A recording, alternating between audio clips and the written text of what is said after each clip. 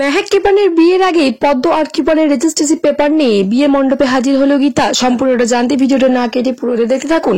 গল্পের শুরুতেই আমরা দেখতে পাবো মেহেক তো কৃপানকে বিয়ে করতে একদমই রাজি নয়।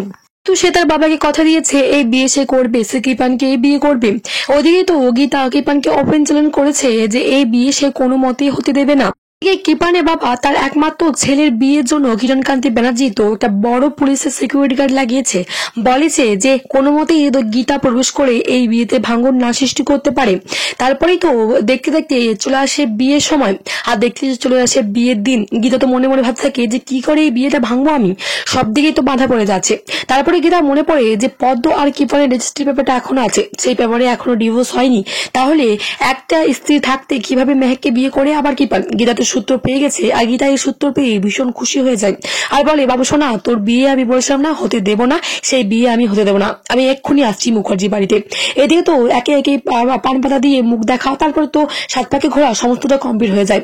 যখনই সিঁদুরদান হতে যাবে তার আগে গীতা সেখানে উপস্থিত হয় আর বলে, দাঁড়া বাবু সোনা, আমি তোকে বলেছিলাম না এই বিয়ে হবে না? তখন অর্কিত মুখার্জি বলে, তুমি কেন বাধা দিচ্ছ? তুমি আমার সামনে থেকে বেরিয়ে যাও, তোমাকে আমি পছন্দ করি না গীতা LLB।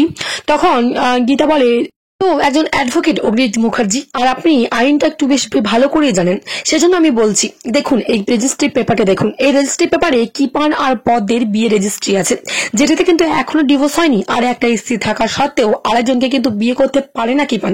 এই কথা শুনে আর কোনো কত কথাই বলতে পারে না অগ্নিত মুখার্জি। অগ্নিত মুখার্জি অবাক হয়ে যায়। এদিকে কিরণকান্তি ব্যানার্জি তো ভীষণভাবে রেগে যায়, বলে, আমার ছেলের বিয়ে তুমি সবসময় বাধা দেবেই? গীতা বলে, হ্যাঁ, এটা তো হওয়ারই ছিল, কারণ পদ্ম হচ্ছে কৃপানের প্রথম স্ত্রী, আর পদ্ম থাকতে কৃপান আর মেহেককে বিয়ে করতে পারে না। তাহলে বন্ধুরা, এবারে কি পদ্ম আর কৃপানের রেজিস্ট্রি পেপার দাঁড়ায়, তাহলে কি কৃপান আর বিয়ে মাঝপথেই থেমে যাবে? তাহলে তোমাদের কেমন লাগবে অবশ্যই কমেন্ট বক্সে কমেন্ট করে জানাও তোমাদের মতামত। যে পেপারে রেজিস্ট্রি পেপারে পদ্ম আর কৃপানের নাম থাকা সত্ত্বেও মেহেকের সাথে কোনো মতে বিয়ে হবে না কৃপানের, তাহলে কি সেই বিয়ের মণ্ডপে আবার নতুন করে পদ্মকে বসিয়ে কৃপানের সাথে বিয়ে হবে পদ্মর, আর অঙ্কিতের সাথে বিয়ে হবে মেহেকের? এটা হলে কেমন লাগবে অবশ্যই কমেন্ট বক্সে কমেন্ট করে জানিয়ে দাও তোমাদের মতামত। এবং গীতা LLB সিরিয়ালে নতুন এবং পরবর্তী আপডেট পাওয়ার জন্য চ্যানেলকে সাবস্ক্রাইব করে পাশে থাকুন। ধন্যবাদ। নিয়ে আসছি নেক্সট আপডেট নিয়ে।